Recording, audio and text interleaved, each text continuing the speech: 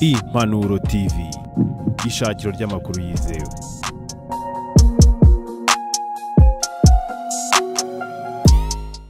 Ndi kwa muganga bari kunkora wakumirwa kuko inyama bakuye babaza inyama bayikura hano bageze impande y'umukondo bomekaho nanjye nabibonye bagiye kunyoza mvuye mu cyuma nagaramye kwiseta aho babagira kwiseta bayita ngano batubagiraga inshuro zigeze muri ebyiri zose ndyama kwiseta.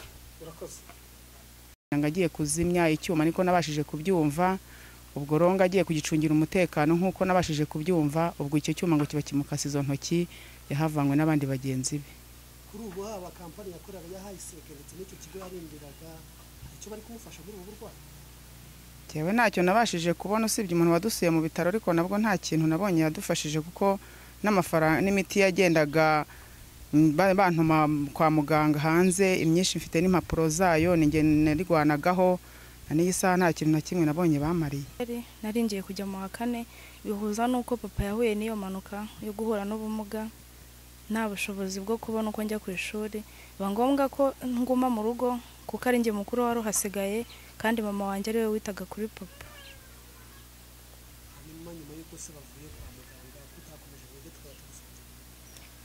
Ubushobozi bwabaye buke bitewe nuko barwaye. Umwana ukiri mutoya ufite ahazaza heza niki wasaba ugereranyije n'ibibazo biri mu rwego? Icyo nasaba nuko nasaba ko nsubira ku ishuri.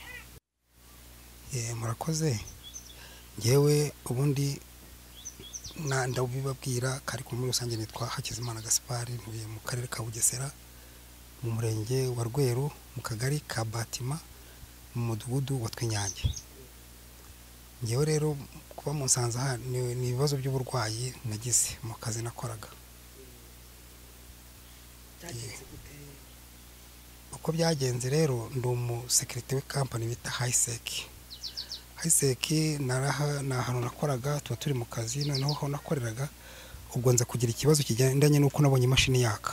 Imashini yatse ngenda nk'ugiye kuyizimya. Magiye rero ubwo urabona iyo ikintu ushaka kukizimya hari uburyo ureba utazi ibyo ari byo ubundi bya mekanike sinanabyize singize bunigiye nkikoraho gutya gake ngo ndebe kuko byose cyari kiri gusora icyo kimashini kubera umuyaga w'ibyuma byabo byikaraga kiba kinkubise akaboko ncika intoki eshatu murazibona hano nacitse intoki eshatu buriya harimo indodo mu nda abaganga ubwo nibo babikoze nagiye gushiduka mbona ndi kwa muganga kuri ADPR ya Nyamata nimba muhazi ku bitaro. Mpamaze ukwezi kurenga hindi minsi. Naje umusibejo. Kampani wakoreraga nk'umusekirite se hari amasezerano y'akazi wari ufite hari icyo yakumariye? Kampani isa nkaho yagize ikimera ariko ni se nakubwira ngo ni nk'agatonyanga mu nyanja ariko munyihangane nta mwuka mfite usanzwe ntago njya nsuzugura kuko impamvu urana mu nda ntago naho haraduze harimo n'ubwuma hano harimo n'ubwuma harimo n'izindi ndodo mbo tuvugana hari indodo harimo n'utwuma banteye kuko aka kaboko bagateye ariko company ibyo wambwira yamariye ntacyo ni gatoya kuko ari urugo iwanjye murahabona uko hameze nanjye narahageze mbona habaye mu matongo harasenyutse n'umudamu twabanaga yikoca rimwe na rimwe akajya kugura imiti hanze iyo ntabonaga imiti kwa muganga nta kintu company yamariraga. Ubu tuvugana rero narasohotse bigendanye n'ibitaro ariko imiti yo hanze iki nuko bimeze usibye agashara kamwe cyakoza ku kwezi kumwe bampaye muri uko kwezi gushize nako kaba urumva nawe umugabo yavuye mu rugo abana hano mfite abana babiri biga n'iki urumva ni ikibazo. Umuganira n'umuyobozi wawe yakubwiye ko ari iki bazakumarira cyangwa kuko byarangiye? Umuyobozi wanjye yabashije kumbwira ko ngo ku by'agashahara ngo nuko ariko kubigendanye no kumbwira ngo wenda ngo bagira hari ukuntu ambwira yarambwiye nkimara gusohoka yarambwiye ngo nzabona ngo kandi gashahara ariko kugeza ubeje bundi nsohosanze n'amajise ko mbona hari ukuntu umeze ni wari usanzwe nyine udukontorora wacu dukorana mu kazi ndamaze se nyakwa muyobozi ko mvuye mu kigo nitiki nyura ndayikora arambwira ati kuva ugisohoka ibitaro nta kindi kintu wakora ubufasha twaguhaye n'ubugendanye nuko ariko munyihanganire ntago ndi kubabara hano nyine nuko ndavuga ngo nuko ngo baramvuje ibindi ngo ubwo ngo bazabyigaho nuko bimeze ngo bazabikurikirana nta birenze ubwo nahise nsohokana n'impapuro zo kwa muganga za dogiteri wamvuye n'uwakoze gutya nyine uko bahereye bandoda bwa mbere nuko bateye inyama nuko bayisobanuye bayisatuye gutya ndataha ariko nta miti mbona nta ufasha kugezana n'isaha nta ufasha mfite bwo kujya kwa muganga kabisa nta nyine ubu ndarembye kuko murabibona no kwambura gutya ntago ari ubusore mfite bwo kuba ubona ndi umusore kuko nakoraga ubona ndi umusore kabisa ariko kubera impamvu z'uko ubona ameze urana agatuza karanamye ariko ku mpamvu z'uko meze gutya hasa nk'ahari hakabe ariko kubera inyama ziri hano inyama nyine iri hano itarafata hazaho nk'ikintu cy'icyunzwe nkashyuhirana n'akakoko nkasa nk'uyambura gutya niyo mpamvu mubashije kumbona nambaye ubusa ntago nyine kubera kubaha nana kwambara ukagira ngo ku buryo ntago nzi ko nari kubabona uko nyine ntuye ku muhanda magaye cy'ubuyobozi rero ko wafashwa kugira ngo nabo bashe kubaho mu buzima bw'abandi ndabona birashoboka igihugu cyacu kirimo abayobozi kandi wenda nta n'umuntu ukwiye no kurengana ufasha mfate nawe urabona nawe urabireba ni ukumfasha ese kubona nakajize intoki zanjye 3 ntabwo mwazibonye neza hari biragize ko neguye gake mwazibona nta nkeneye ubufasha nkeneye gufashwa nkeneye kubaho nanjye nk'umuntu wagize ubumuga watakaje izi ngingo 3 zanjye kandi naha mu nda sasa urebye mo hano gutya ndaribwa urumbonye ndi kwa muganga bari kunkora wakumirwa kuko inyama babaza inyama bayikura hano bageze impande y'umukondo bomekaho nanjye nabibonye bagiye kunyoza mvuye mu cyuma nagaramye kwiseta aho babagira kwiseta bayita ngano batubagiraga inshuro zigeze muri 2 zose ndyama kwiseta. Murakoze kuba mubajije mumbwiye ngo tuganire. Ntuye mu mudugudu wa Twinyange kagari na Kabatima umurenge wa Rweru. Ngewe mbasha kumenya impanuka y'umugabo wanjye hari saa 3 bishyira saa 4 numva barampamagaye ngo umugabo wanjye acitse ukuboko.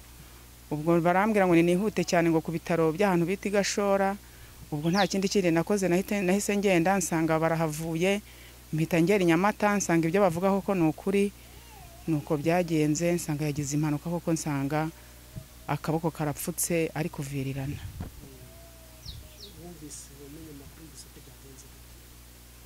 Ngewe numvise yuko kubera ko yari umusekirite kandi yaragiye ajya kumpahira yarindaga ku aho hantu agenda ngagiye kuzimya icyuma niko nabashije kubyumva. Ubwo ronga agiye kugicungira umutekano nkuko nabashije kubyumva ubwo icyo cyuma ngo kiba kimukasa izo ntoki yahavanywe n'abandi bagenzi be. Kuri ubu aba kampani yakoraga yahayisekeretse n'icyo kigo yarindiraga icyo bari kumufasha muri ubu burwayi. Jewe ntacyo nabashije kubona usibye umuntu wadusuye mu bitaro ariko nabwo nta kintu nabonye yadufashije kuko n'amafaranga n'imiti yagendaga bantuma kwa muganga hanze imyinshi mfite n'impapuro zayo ninge narigwanagaho n'iyi saha nta kintu na kimwe nabonye bamariye. Iyi mpanuka y'umugabo wawe imiragira ngaruka ki? Ngaruka ntago zabura nk'uba abandi barahinze udushyimbo sinigeze mpinga. Ubu rwose mbayeho n'umuvandi n'abavandimwe bari kumfasha nubwo buryo mbayeho nabi cyane ariko sinava ngo mbayeho nabi cyane Imana yo niri kumfasha nabundi ntago nakubwira ngo mbayeho neza cyane ariko rwose urumva ko mfitemo ingaruka nyinshi cyane. Hanyuma rero ku ruhande rw'abana hari ingaruka byabagizeho hari n'abatari kwiga kubera ibyo bibazo.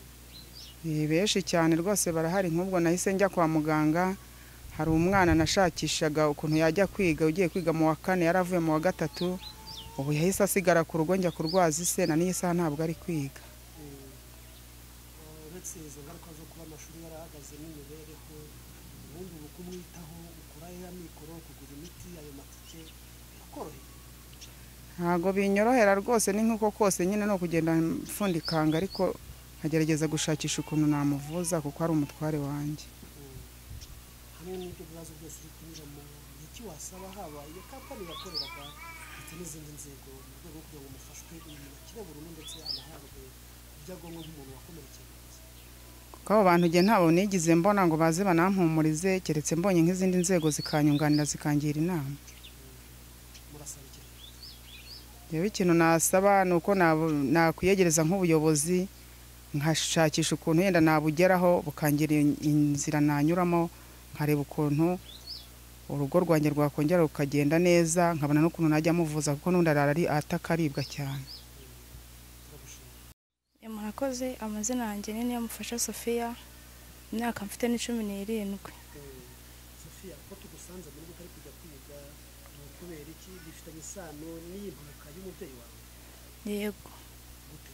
Ubwo nari nigaga mu wa 3 segonderi nari ngiye kujya mu wa 4 bihuza nuko papa yahuye n'iyo manuka yo guhura n'ubumuga nta bushobozi bwo kubona uko njya ku ishuri, biba ngombwa ko nguma mu rugo kuko ari njye mukuru wari uhasigaye kandi mama wanjye ari we witaga kuri papa.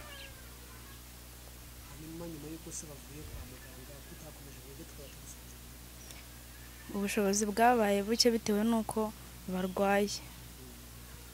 Umwana ukiri mutoya ufite ahazaza heza, niki wasaba ugereranyije n'ibibazo biri mu rugo rwawe? Icyo nasaba nuko nasaba ko nsubira ku ishuri. Papa wawe iyo umurebye rero ahorana uburibwe abameze?